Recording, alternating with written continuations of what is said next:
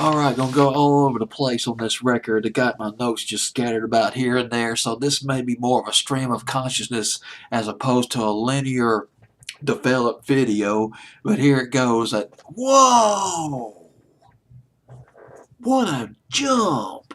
From 39 on my fantasy playlist, January 31st, 1993.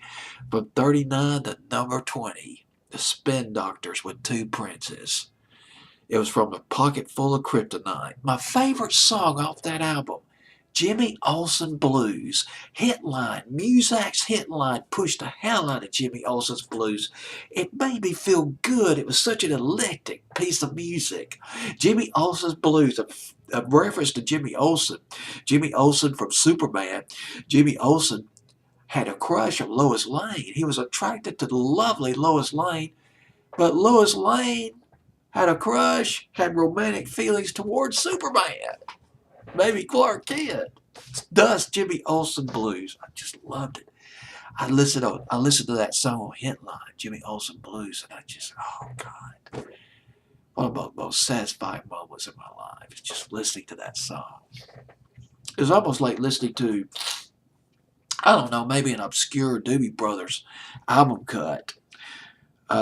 Like what was that song? South City, Midnight Lady, something like that. The album, well, let's go back a little bit on Spin Doctors. Their origins are a little bit obscure. They started out in the '80s. They were originally known as the Trucking Company. It sounds like a PTO type band, like Bachman Turner Overdrive, 18 Wheeler, the Trucking Company. But guess who was one of the original members of that group? John Popper. John Popper, this trucking company was a side project to John Popper. He eventually left to give his full attention on Blues Traveler. Member of Blues Traveler, John Popper. Blues Traveler and Spin Doctors friends.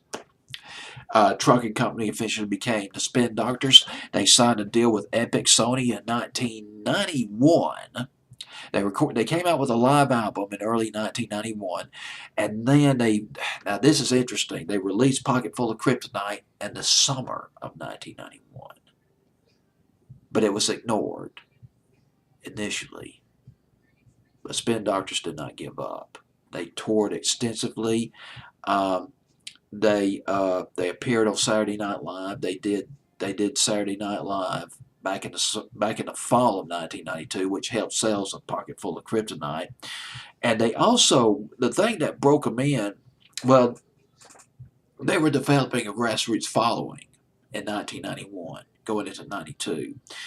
They got a break in the summer of '92 when they toured in the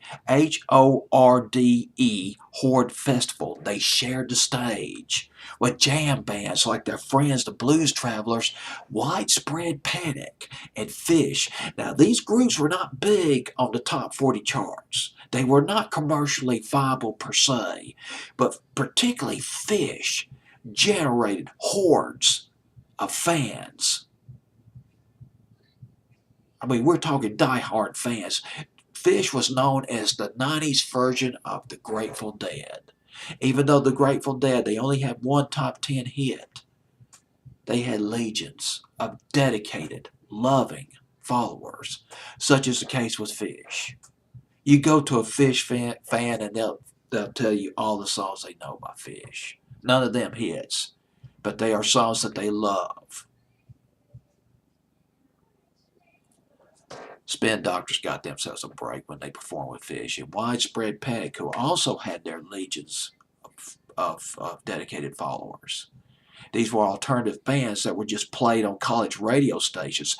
Every now and then you might see maybe an MTV snuck in late I'm sorry, you might see a video of them snuck in maybe late at night on MTV or something like that. And then Little Miss Can't Be Wrong came out as a single in the fall of '92, and that's it. Boom. I don't know why they remind me of the Doobie Brothers, because I'm thinking Little Miss Can't Be Wrong. I'm thinking of China Grove, Rocking Down the Highway.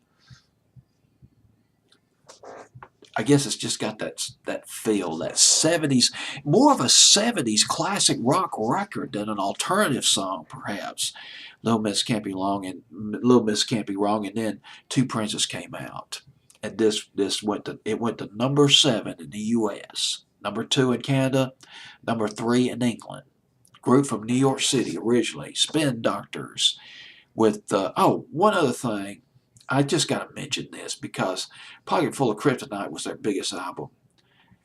And perhaps on a future, when I do one of my fancy playlists in the future from 1994, I'm probably going to mention this song, You Let Your Heart Go Too Fast. It was from their second album called Turn It Upside Down. Another fantastic rock and roll record, but a lost 45 by the Spin Doctors. You Let Your Heart Go Too Fast. But I'm running ahead of myself. Nothing obscure about this record. Two Princes at number 20 from 39. Boy, I gave this a big jump. My fantasy playlist, January 31st, 1993.